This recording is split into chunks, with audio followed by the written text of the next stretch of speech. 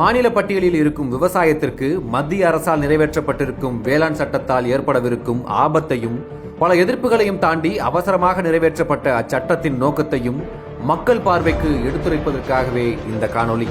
விவசாயிகள் உற்பத்தி வணிகம் மற்றும் வர்த்தக சட்டத்தின் மூலமாக விவசாயி சந்தையை தாண்டி விளைபொருட்களை யாரிடம் வேண்டுமானாலும் நேரடியாக விற்கலாம் என்று மத்திய அரசு தரப்பில் கூறுகிறார்கள்.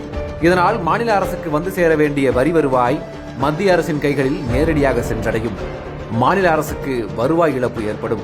நுகர்வோர்கள் நேரடியாக விவசாயியிடம் பொருட்களை பெறுவதனால் மண்டிகள் முற்றிலுமாக அழிந்து போகும். புதிய வேளாண் சட்டத்தில் எம்எஸ்பி எனப்படும் அடிப்படை ஆதார விலையை நிர்ணயிக்கும் பொறுப்பு யாருடையது என்பதை இச்சட்டம் குறிப்பிடவில்லை.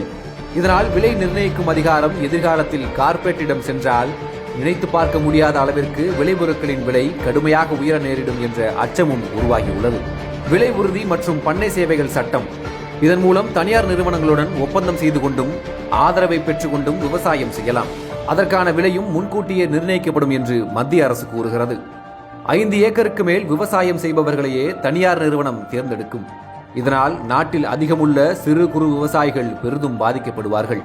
விளைபொருட்களின் விலை தனியார் நிறுவனத்தின் மூலம் முன்கூட்டியே நிர்ணயிப்பதால் விளைவித்த பொருட்கள் இயற்கை பேரிடராலோ ஒப்பந்தம் செய்து கொள்ளப்பட்ட நிறுவனத்தின் எதிர்பார்ப்பை பூர்த்தி செய்யாவிட்டாலோ நிராகரிக்கப்படும் என்ற அச்சமும் எழுகிறது. ஒப்பந்தம் செய்து விவசாயம் செய்வதனால் தனியார் நிறுவனத்தின் பொருள் தேவையை சார்ந்தே விவசாயம் செய்யும் நிலை ஏற்படும்.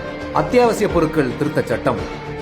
இச்சட்டத்தில் அத்தியாவசிய பொருட்கள் பட்டியலில் இருந்து இந்திய உணவு கலாச்சாரத்திற்கே உரித்தான பல பொருட்களை நீக்கியுள்ளது மத்திய அரசு. அது மட்டுமல்லாமல் அவற்றை சேமித்து வைக்கும் அளவு வரம்பையும் நீக்கியுள்ளது. இந்திய உணவு கலாச்சாரத்தின்படி வெங்காயம், உருளைக்கிழங்கு, எண்ணெய் தானியங்கள் இவை அனைத்தும் தவிர்க்க முடியாத ஒன்று. அவற்றை அத்தியாவசிய பொருட்கள் பட்டியலில் இருந்து நீக்கி அவற்றுக்கு விலை நிர்ணயம் செய்த தனியார் நிறுவனங்கள் விளைபொருட்களை அதிக அளவில் சேமித்து வைத்துக் கொண்டு செயற்கையான ஒரு பற்றாக்குறையை உருவாக்கி பொருட்களின் விலையையும் உயர்த்தி அதிக லாபத்தை பெற்றுக் கொள்ளும் நூதன கொள்ளைக்கு வழிவகுக்கிறது இந்த சட்டம்.